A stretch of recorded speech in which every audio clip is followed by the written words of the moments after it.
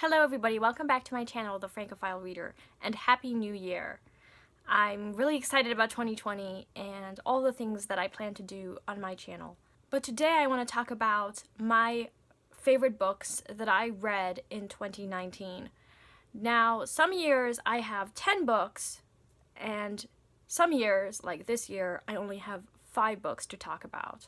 And that's because I read something like 66 books, but they weren't particularly memorable, or for the most part they were really obscure texts, or they were graphic novels that were enjoyable but not, again, particularly memorable.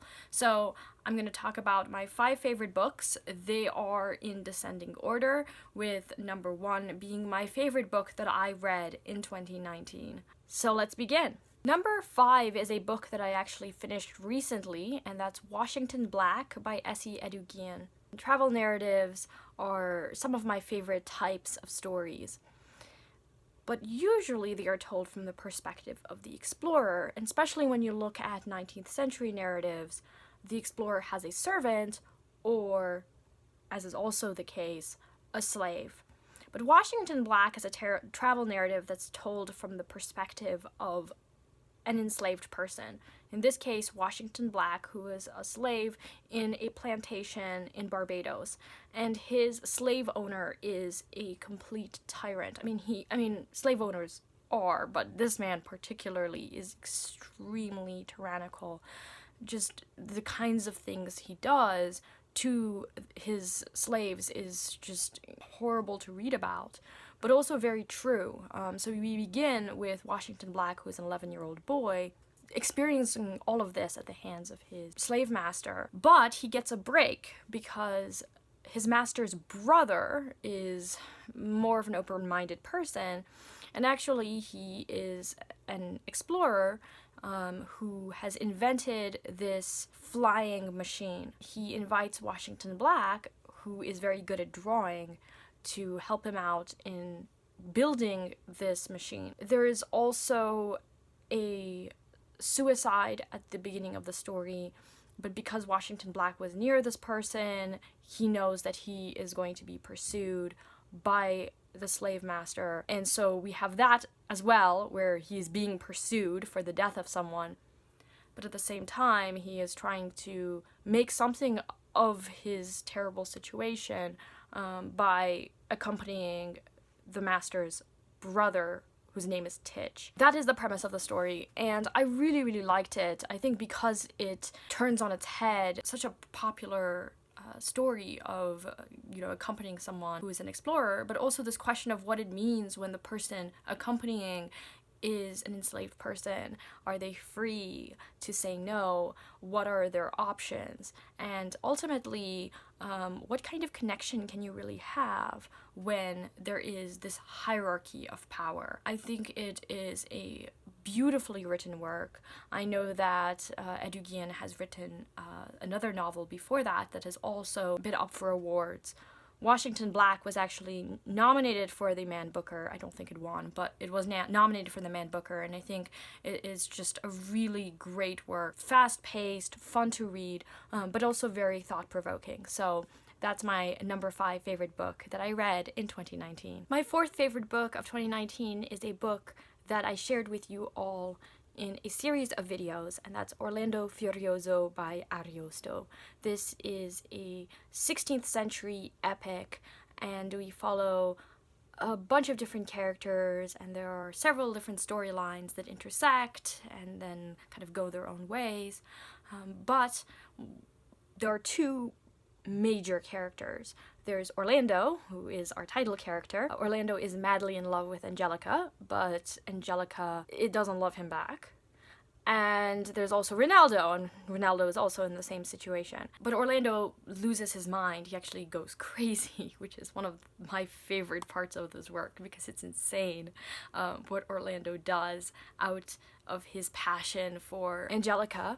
Ronaldo, though, the reason why he is madly in love with Angelica and she doesn't love him in return is because of some potions that they drank. So Orlando Furioso is actually the sequel to a work called Orlando Innamorato, which was written by a different author. and I have been meaning to read that one as well, but I decided to start with the most famous of the two, Orlando Furioso. And if you like magic, if you like chivalric romances, if you like ridiculous plots, but that, just keep you reading, I would definitely recommend this work despite its length. So, number 4, Orlando Furioso. Number 3 is Jonathan Strange and Mr. Norrell by Susanna Clarke. This is a massive book. It is over 1,000 pages in certain editions, and I had the hardcover version, so I started reading the hardcover version, and then I felt like my legs were just dying underneath the book, so I read an ebook version of it. This is the perfect book to read in this time of year. It is a gothic historical fantasy set during the Napoleonic Wars, particularly the Battle of Waterloo. We follow 2 magicians. The first magician we follow is Mr. Norrell, and then his student in the second half of the work, Jonathan Strange. So Mr. Norrell is a practical magician, which is very rare. In fact, so rare that most magicians, theoretical magicians in England, don't believe that a practical magician even exists. So theoretical magicians are people who study magic, but they don't actually perform magic. And there's an entire society of theoretical magicians. But Mr. Norrell claims one day that he is a practical magician, that he can actually perform magic. And he does. He makes the statues of this church move and sing, and it just terrifies everybody. And then Mr. Norrell eventually becomes this really, really famous, influential magician. His friend is actually engaged to be married to a woman who is dying of this disease, but somehow her family is not helping her get the medical help she needs. And so she eventually dies, and Mr. Norrell, to resurrect her, makes a pact with a fairy. He is quite a compelling character. He's sinister, but also you sympathize with him at times. I mean, you see what he is saying about Mr. Norrell, who is extremely arrogant, and, it's all about power. And you sympathize at times with the fairy. Then Mr. Norrell has a student, Jonathan Strange, who is brilliant in his own right, but has a very different vision of how magic should be employed in England, and also a different understanding about the history of magic. And they then come to duel, and it's just an incredible work. So much fun to read, really dark and atmospheric. I know that Susanna Clarke has written a short story collection before Jonathan Strange and Mr. Norrell that I would really love to read. Short stories, they're really short, so you have to really get a lot in. So I really look forward to reading her short story collection in 2020. Interpreter of Maladies by Jhumpa Lahiri. Jhumpa Lahiri is an Indian American author. I think her family is Bengali, and she wrote a novel called The Namesake, which I read in high school, and I know a lot of people on BookTube really like the book. I liked it. I didn't love it as much as the many BookTubers have, but this short story collection was just as fantastic as people have said. So the reason why I picked it up for the Reading Rush, formerly Booktubeathon, is because it's a short story collection. I could read one story a day or a couple stories a day, and I loved it. So Jhumpa Lahiri particularly looks at more middle or upper class Indian families living in India, but also living in the United States, and she deals with issues of marriage and family and class relationships. She is sometimes accused of only focusing on the more privileged classes in India, but I think that also is why she is unique, because I feel like a lot of the stories that I've encountered that take place in India really focus on the lower classes, which is definitely very important, but she has a particular experience that really informs her stories. And one of the stories deals with the conflict between India and Pakistan and Bangladesh, which I didn't really know about this history, so it has really inspired me to learn more about the history of the partition of Bangladesh from Pakistan. I think that if you have found short story collections difficult to get into in the past, I would definitely recommend Interpreter of Maladies. Every single story in this collection was fantastic. That is so rare in a collection. So I really do look forward to reading more by Lahiri and more short stories. I think Lahiri is actually particularly known for her short stories, and The Namesake is sort of the exception to that. And number 1 is a sonnet collection that I read sort of by accident. I was supposed to read another work by this author and for school, and I started reading the sonnets thinking that that's what I was supposed to read.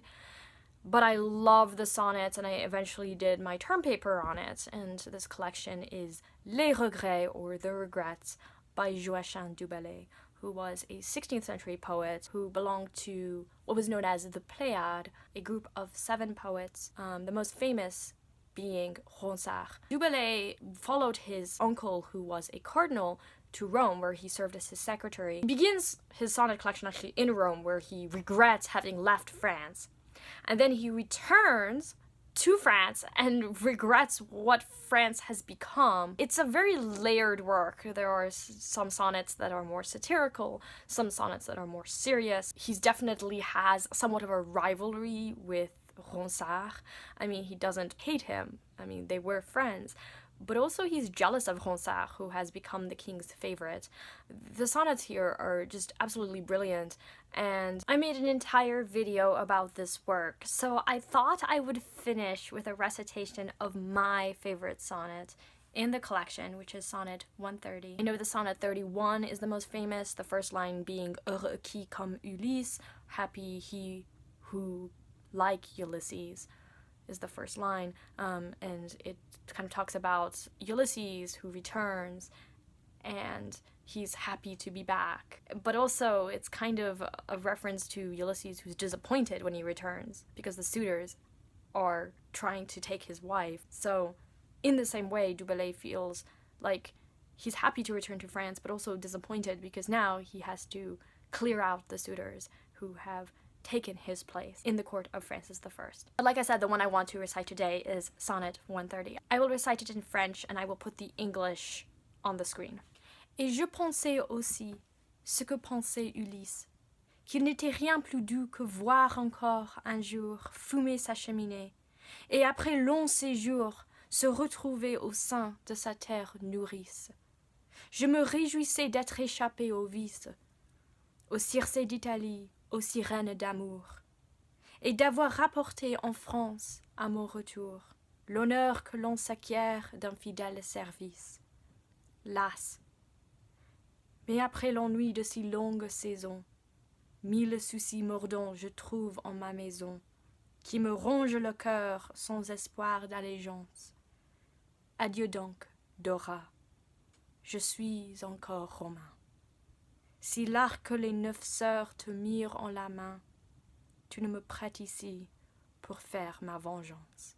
I did an analysis of this sonnet in my video on Les Regrets. So yeah, these are my 5 favorite books of 2019. I really discovered some new authors that I'm really excited about learning more about and reading more of their works.